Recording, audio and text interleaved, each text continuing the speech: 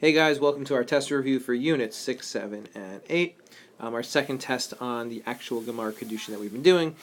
I'm looking at 40 slides on my iPad here, so let's get moving. I'll try to move through it as quickly as possible without rushing. Unit 6. That's where Unit 6 is. Okay, Unit 6 begins with, we began with the mission on the bottom of the daf that talked about a condition. Okay, what happens if a man is makadesh a woman on a certain condition? And in this case, let's say I'm conditioned, I'm a Kohen. There's a lot of other examples brought down by the Mishnah, and the woman accepts the Kiddushin, and it turns out that he's not actually a Kohen. So then what happens in a situation like that? So you would assume that the Kiddushin would be no good, because she's accepting it only on that condition. And again, the Mishnah has a bunch of other examples. Yet, the Gemara says, not only is the Kiddushin no good if she doesn't live up to that expectation, but if she says at the end of the day, I don't really care, even if she said to herself, I would still accept the Kiddushin, right? Nevertheless, the Kiddushin is no good. So what we're being told here is that we don't really care if she thinks, I don't care about the condition. Since he spoke the condition and she accepted it after he spoke the condition, it's irrelevant what she's thinking. The Kiddushin is still no good if he doesn't follow through with the condition that he promises. So essentially what we have here is we have a situation of thoughts versus words, and the Mishnah seems to be siding based on the words and not the thoughts. We don't care what she was thinking. It only matters that there was a specific condition spoken and that condition was not fulfilled. So that then leads us into our Gemara. Our Gemara has the following situation. However, there was a person, they sold their possessions, they were planning on moving to Israel. But at this time of the sale, they didn't say anything. They didn't put the condition in. So the words of the sale only said, going to the arrow, the words of the sale only said, I'm selling you all my stuff, period. So what happens then? And again, the assumption is that the sale fell apart. Now the person wants their stuff back. Amarava have dvarim shebalev. Those are thoughts, right? The fact that he was thinking, I'm planning on moving to Israel, but he didn't say it. Those are matters of the heart. Dvarim shebalev einam dvarim. Okay, we don't care that those things einam dvarim are not meaningful. They're not significant. So that was Rava's ruling. Now the Gemara asked me, Nan leila Rava. How does Rava know this? The Gemara is already asking for Rava's source. Okay, what is Rava's source? Rava is an Amora. Is there a Mishnah that tells you Devarim shebalev einam devarim, that we don't care what a person thinks if it contradicts what they say? But that's what Rava is ruling here, and that's what this entire Gemara, this entire sugya is based on, this question. How does Rava know this? Is there a source in the Mishnah, a Tanaitic source, a Mishnah Braita, which can teach us Devarim shebalev einam devarim? So the way our Gemara works is that there are 5 different sources suggested, as you can see. 1, 2, 3, 4, carry the 1, 5. And for each source, why are there 5 possible sources for Rava? Why isn't one enough? Well, each source is going to have an explanation of the source. The explanation of the source, again, these are words you need to know, the terms you need to know. Va'amai, right, is going to ask, why is this ruling true? And the Gemara is going to say, rather, elav, it must be that Devarim shebalev are not Devarim. So it's going to take the source. It's going to say the only way to explain the source is that we don't care what a person thinks, which is exactly what Rava wants. But then the Gemara is going to say, no, Dilma, shiny hatam, Dilma, shiny hatam, Dilma, shiny hatam. Maybe this case is different. That's another way of saying, you would have thought that the reason for this ruling is Elav, it must be because of Dvarim shebalev lo havei dvarim, and Rava is correct. But then we say maybe this case is a little bit different. Maybe Dvarim shebalev isn't needed to explain the source, and therefore it's not a proof for Rava. So that's why we have 5 different sources, because each time the source is going to get rejected. It's going to look like the reason for this source is Dvarim shebalev lo havei dvarim, that we don't care what a person thinks, and that's a source for Rava. But then it's going to get rejected because maybe there's a different possible explanation which doesn't apply in Rava's case. So the Gemara then begins to answer this question. Ilema, if you'll say that Rava's source is mihadetanan from the following Mishnah. Now here's the first Mishnah that can be used as a source. So the Mishnah says the following. Excuse me. Yakrivoto, the Torah says you can bring him, so to speak. When talking about a korban, it makes it seem like you can actually bring the person. Malameh, this teaches. Shakofinoto, you can coerce a person to bring a korban. Yachol, you might think Bal Karcha could be against their will. You can force them, like you could take their animal and literally put it on the mizbeach. No, Talmud Lamar, but the Torah also says Lirtzono. It has to be according to their will. So Haketzad, how could that be? How could you force them and it be according to their will? Kofino, till you force a person, Ad Yomer, until he says Rotzani, I want to. So this sounds like it would be a perfect source for Rava, because there's another case of thoughts versus actions. The thoughts are, I don't want to, but the words, the actions are, I do want to, and the korban is good. Sounds like a proof that we don't care that what a person thinks, and the actions of him saying Rotzani is the winner. And now we're going to read through the Mishnah. Yakrivoto. Okay, the Gemara, the Torah says Yakrivoto. Melamed. This teaches us Shakofinoto, that you can force a person to bring a korban.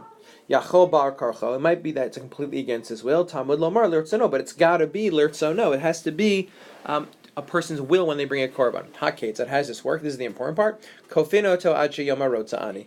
Okay, you force a person until he says, "I want to."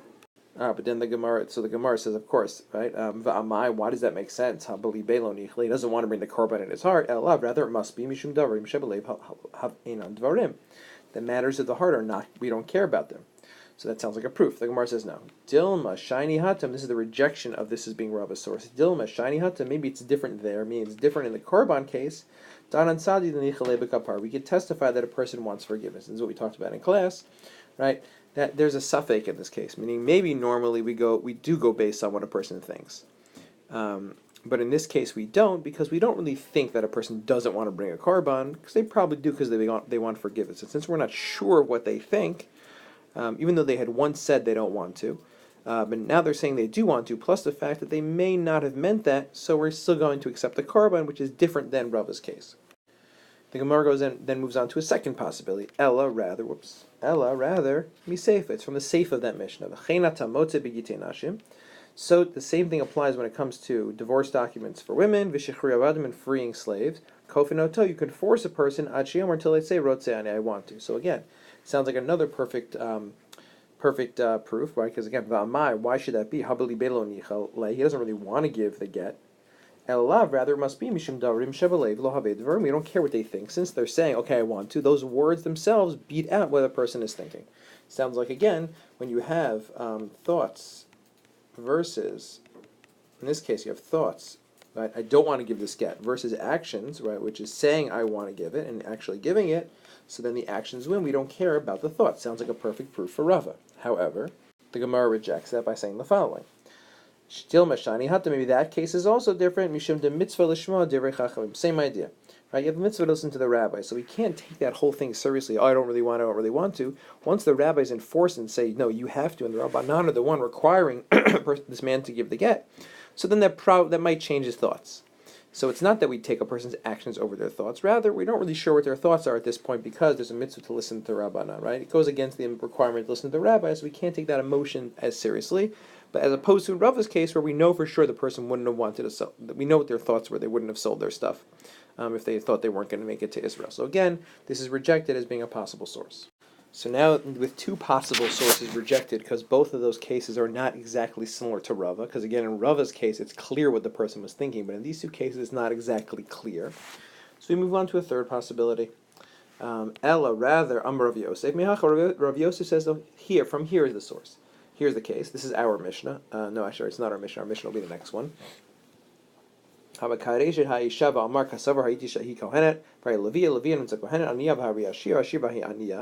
all these cases where, when the man was Makadesh, the woman, he had certain assumptions about her, and it turned out that she wasn't. Okay, I thought she was from Kohanim, she turned out not to be. I thought she was from Levim, she turned out not to be. I thought she was rich, she turned out to be poor. I thought she was poor, and she turned out to be rich. Mikudeshet, the Kiddushin is still good because she didn't say anything to trick him. So in this case, again, we have a case of thoughts, right? The thoughts are, I thought she was A, I thought she was B, I thought she was C, versus actions. In his actions, he didn't say that. Okay, similar to Rava's case. In this case, what do we say? The Kiddushin is still good, right? We don't care that he was thinking I thought she was something because he didn't say anything. Therefore, again, it seems like we go with the actions, a perfect source for Rava, right? So the Gemara says, why is this ruling true? Right?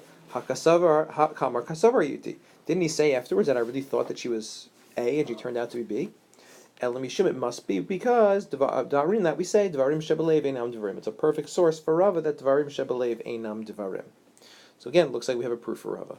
But once again, we have a rejection showing how it's a little bit different. The Gemara says, Amar Le'abaye Dilma Shani Hatta. Maybe this case is different. Dila Chumra. Now, this is not saying that it's different than Rava's case, It's just saying that maybe when the actual Mishnah said that the Kiddushin is good, it doesn't mean the Kiddushin was actually good, that we accept the actions over the thoughts. Rather, we're not sure whether we accept the actions over the thoughts. Since we're not sure whether we accept the actions over the thoughts, we have to treat it as if it's a good Kiddushin, but only in a ways of being strict. So again, Amar Le Abaye Dilma Shanihatim Dila Chumra, that the rabbis were just Rabbanan were just being strict in that case. So the first two cases, the Gemara showed how those cases were not similar to Rava. In the third case here, Abaye is telling us that the case might be similar to Rava, but the ruling in the Mishnah where it says the Kiddushin is still good, sounding like we reject the thoughts, is not necessarily true. It might just be L'chumra, trying to be strict. So now we have 3 sources rejected. Let's try a 4th source for Rava. So here's the case of our Mishnah. Okay, Amar Abaye. Abaye says, here's what I think. Mehacha, from here is his source. B'kul is our Mishnah. B'kulam, with all these conditions, Afal Pisha Amra, even if she says, B'libi hayal hit kadesh lo, Afal Pikain, or I should say, B'libi hayal hit kadesh lo, in my heart, I was still had in mind, I was thinking that I would be Mekadesh him anyway. So if he said, be Mekadesh me on the condition that I'm rich, but it turned out that he wasn't rich, and she's thinking, I don't really care what his condition is, I still would marry him anyway. Afal Pikain, even so, Ein Mikudesh, the Kiddushin is no good. Why? Because in terms of even though her thoughts were, I don't care about the condition. In actions, he said what he said, and she didn't actually say anything at the time of the Kiddushin that I don't care. She only thought it. So it sounds like we're rejecting her thought. We're going with the actions, which are the condition that he made, and that's why it's Eina Mikudesha. And again, the Gemara says, why should this ruling be? Haka Amr, didn't she say, B'libi haya, etc., etc.? Didn't she say, I was in my heart? I was thinking, right, or in my heart, it was that I didn't really care about what he said. So it sounds like again that it must be because Dvarim Shebelevi Nam Dvarim. So again, this is going to be rejected as well. So the Gemara says, no, Dilma Shiny Hatam. Maybe that case is also different. Why? Dekiva de'idne lav kol kamine. Because it's his condition, so she doesn't have the power to change it afterwards. Meaning in the other cases, right, like say in Rava's case, the man was the one who said, I'm selling my stuff, and the man was the one who was thinking, I only if I get to Israel. So in that case, the same person is the one who's saying and thinking. In this case, it's the man who says something, right? And the woman is the one who is thinking, I don't care about the condition. So maybe in this case, that's why we don't care about what a person thinks. Because she wasn't the one who made the condition. But in Rava's case, we might actually do go by what is being thought, and therefore this is also not a good proof for Rava. Then we get on to source number 5. Ella Amar Rav Chia bar Avin. Rav Chia bar Avin says the following: Uvda have be Rav Chisa be Rav Huna. Okay, Rav Chisa had an actual situation like this, and Rav Huna as well. Upashtua meha. They answered the question from the following source. Again, a case where someone thought something, but it goes against what they said. Ha'omer l'shlucha. If someone says to his shliach, Havali min ha'chalon min al-duskma v'hevilo, and he brings it to him. So if someone says here, go get me money from that area over there, and the shliach brings it to him, and it turns out that he brought him money that he wasn't allowed to have. Afal pisha amar balabait, even though the person who sent the shliach, the balabait in this case, thought, lo hayil belibi ela alzeh, I was only thinking that he should take from the permissible money, not from the money they weren't allowed to take.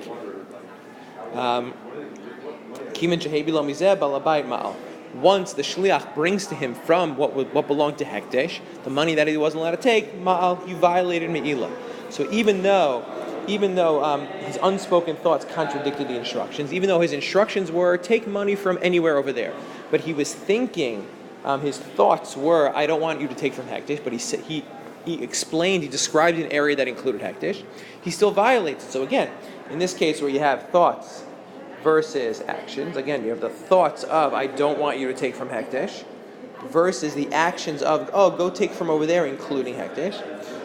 In this case, again, we go based on the actions and not the thoughts, and we assume, and we treat it as if he really was thinking that I want you to take from hekdesh, and therefore, ma'al, you violate me'ilah. So again, sounds like, just like Rava's case, where we reject the thoughts in place of the actions, dvarim shebelevi nam dvarim. The Gemara says, no, again, Dilma, shiny hot, maybe this case is different. Dim liftar nafshem carbon kati, that the person is lying. When the person says, I was really thinking that I didn't want him to take from hekdesh, they're just trying to make himself patur from having to bring from having to bring a korban. Okay, so again, in this case, we don't go based on what he was thinking because we're suspicious he's only claiming that to get out of a korban. So it's not as if that Rav is correct that we go based on thoughts over actions. It's just that we don't believe that's what the person was really thinking in this case. So again, this case is also rejected from being a source for Rav. What are we learning from all this? Well, one thing we learn from this is the idea that sources should be perfect or as close to perfect as possible. If you're gonna try to prove that they're trying to prove that your ruling is correct from a source, so it's got to be that those two sources are similar as possible, so that the source is perfect. Once you could say, yeah, maybe that case is a little different because of A, maybe that case is a little different because of B, then the source is no longer perfect. And even though that source might be the same as Rava, it might be relying on Rava, you can't say it's proof for Rava or any other time you try to prove something. You can't say it's proof if the cases are a little bit different, and it's logical to explain how that difference would actually change the ruling. So, where were we? So let's summarize this whole thing. So we have this ruling from Rava, Dvarim Shebalei Ve'inam Dvarim, that when it comes to thoughts, we don't really take thoughts seriously. They don't count when they contradict when they contradict actions. So we tried 5 different sources, 1, 2, 3, 4, 5. And each one was rejected as not being exactly the same or rejected for another reason. Grab my video now. So, for example, the first case is where we had a forced korban, where the person was forced to bring a korban, even though they were thinking, I don't really want to, and yet we say the korban is good. It sounds like we take actions over thoughts, just like Rav. So the Gemara says, no, maybe in this case, we're not really sure what his thoughts really are, because even though the person was originally saying, I don't want to bring a korban, but the chances are they want to bring a korban because they want forgiveness. So it's not that thoughts don't count. It's in this case we're not really sure what he's thinking. Same thing in the force to get. Since there is a mitzvah to listen to the Rabbanan, a mitzvah to listen to the rabbis, and the rabbis are saying you have to give that get either to, or you have to free that slave. So therefore, even when the person says, I really don't want to, or a person was thinking, I really don't want to, we don't really believe that's what his thoughts were because we're not really sure exactly what they were thinking. So it's not that we don't reject their thoughts, we're not really sure what their thoughts are. In the third case of the unspoken condition, right, where the man was thinking, I was thinking A about this woman, but it turned out that she wasn't. I thought she was rich. It turned out she was going to be poor. I thought she was poor. It turns out that she was actually rich. And the Gemara still says that the Kiddushin is a good Kiddushin. Oh, so that sounds like the actions go against his thoughts. The actions were a regular Kiddushin. The thoughts were, I was thinking that she was rich, and it turned out she was poor. So the Gemara says, yeah, but when it says in that source that the Kiddushin is still a good Kiddushin because we go by actions over thoughts, that might just be l'chumra, being strict, where you have to treat the Kiddushin like they're married, they want to marry someone else, they need to get, but it's not that, it's actually that we reject the thoughts. We're not sure if we reject the thoughts, so we have to be strict. So that's how that's rejected. The fourth one is a rejected condition, where the man makes a condition on a condition that I'm rich, and she says, okay, but she's thinking, I don't care if he's rich or not. Turns out that he's not rich, he's poor. And yet there we say we go by the actions of the condition, and we don't go by her thoughts, that saying that I don't really care about the condition. Again, sounds like a case of thoughts rejecting actions. Thoughts being rejected in place of actions. The Gemara says, no, that's only because the thoughts and the actions were from two different people. That he's the one who made the condition, and she's the one I was thinking, I don't care about the condition, and that's why we took his actions over her thoughts, because her thoughts can't cancel his statement that on condition that I am rich, which is different than Rava's case. And finally, in the fifth case, the canceled instructions, where the guy sent his shliach and said, go take money from that area, and that area included hektish money that he wasn't allowed to touch. The shliach then took that money, and we say that the Kiddushin, and the guy says, I was thinking, well, even though I said, go take from that area, which included hektish, I was thinking not the hektish part. That we don't really care. And we still say, hang on, my brain is freezing. And in that case, we still say, I don't care that you were thinking not hektish. You said from that area which include hektish. Oh, sounds like a good proof, right? We have thoughts replacing actions. The Gemara says, no, in that case, the person might be lying, meaning, because he knows that if he does violate Kiddushin, if he does violate Me'ilah, and the money, and he actually did give instructions to take from hektish, he'd have to bring a korban. So the only reason he's saying, oh, I was thinking that I didn't want the shliach to take from hekdesh, was because he wants to get out of a korban. So it's not that the actions beat out thoughts. If in this case we think he actually might be lying about his thoughts, and that's why we don't go with it. So again, these are all 5 possible sources for Rava that Dvar b'shev le'ein andrim, all 5 being rejected, teaching us the importance of having a perfect source in order to prove something correct. Okay, we're about to move on to Unit 7. Now would be a good time to pause. Stretch your legs, go to the bathroom, get a drink, whatever you want to do. Go back, take some notes before you move on. 7, 8 are much smaller. You can be done together. Okay, did you enjoy your Fanta? Great. Now let's get back to our regularly scheduled program. Let's start with Unit 7. So Unit 7 is the mission that talks about shlichut. It's the first mission in the second parak. Ha'ish mikadesh bo uv'shlucho. A man can be mekadesh a woman himself or by sending a shliach. Ha'isha mikadesh, a woman can accept a Kiddushin by herself uv'shlucha and through a shliach. She can send a shliach to accept a Kiddushin from the man. So the focus of this Gemara is on those 2 words, bo and ba, meaning if we already know that he could send a shliach, why does that say him or his shliach? Say a shliach. If we already know she could do it herself, so just say her shliach could accept it. Why her or through her shliach? As we pointed out in class, you could easily say, okay, big deal, it's just the way the Mishnah talks, but the Gemara is going to use that question to get at to get to a deeper point about Kiddushin, and actually about all mitzvot. So now the Gemara begins with that question. Hashja, now that we know bishlucho mekadesh, that a shliach can be mekadesh bo mi bai. Does he have to be mentioned? Do we really need him to be? And of course, he can mekadesh the woman himself. So the Gemara answers, Rav Yosef, no, mitzvah bo yoter bishlucho. The Gemara answers by quoting Rav Yosef that mitzvah bo, it's better to do it himself, yoter, more than bishlucho, sending with the shliach.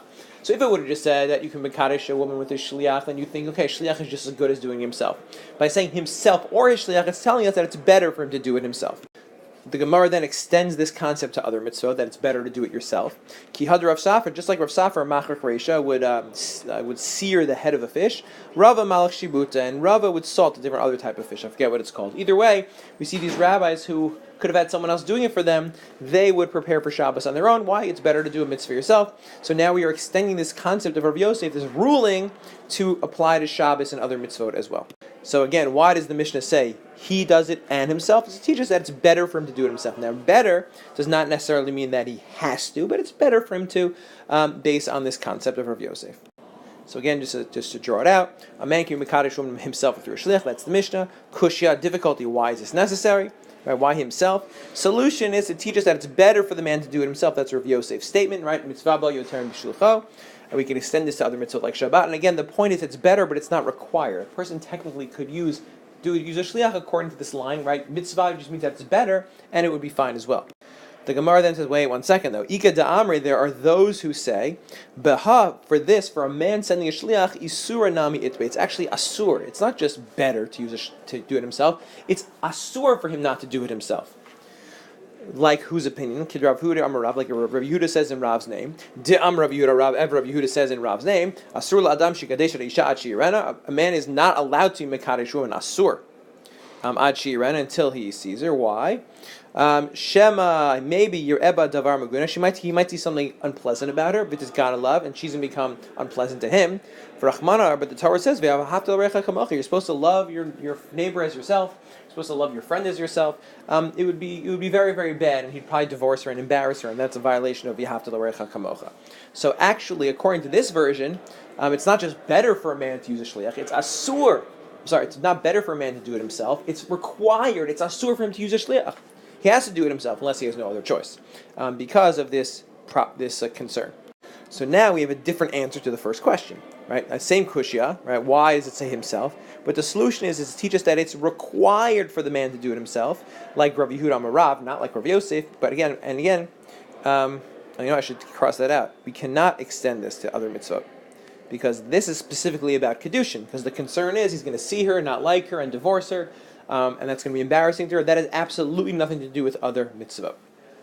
So again, that's where we're at this point. We have one difficulty in the Mishnah, 2 possible solutions. Either trying to teach us that it's better for him to do it himself, or that he has to do it himself. So now so this goes back to Rav Yosef's statement. Rav Yosef said when it comes to Kiddushin, it's better not to use a shliach. So if in fact it's better not to use a shliach, well, who is he referring to when it says it's better not to use a shliach? The first possibility is that it's talking about the man. The man, it's better not to use a shliach. But we rejected that. We rejected that because it's very possible that it's not just better, but it's asur for the man to use a shliach.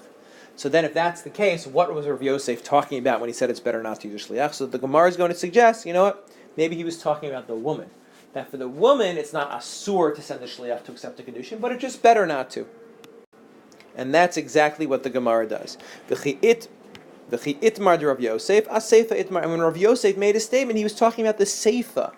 Which is the seifa? What is the seifa? Hayisha amikadesh ba u'shlucha. A woman can accept a Kiddushin herself or through a shliach. Same question, same difficulty. Hashta, now that we know, bishlucha mikadra, that she can be mikudesha through a shliach, bami ba, you have to say her as well. Amar Rav Yosef. No, this is Amar Rav Yosef. Rav Yosef said mitzvah ba yoter mishlucha, that it's right. It's teaching us like Rav Yosef that it's better for her to do it herself than through a shliach, than through her shliach. Ki had Rav Safar machreit Rav Melech Shivut, like these Amoraim who would take care of the Shabbos food themselves. So if you want to take this, have a source for this concept that it's better to do a mitzvah yourself, it can't be from the man. The Mishnah about the Reisha about the man doing that it's the man doing it himself, because that's actually not a mitzvah, that's not something that could apply to all mitzvah. That applies only to Kiddushin, that it's asur for him to do it through a shliach.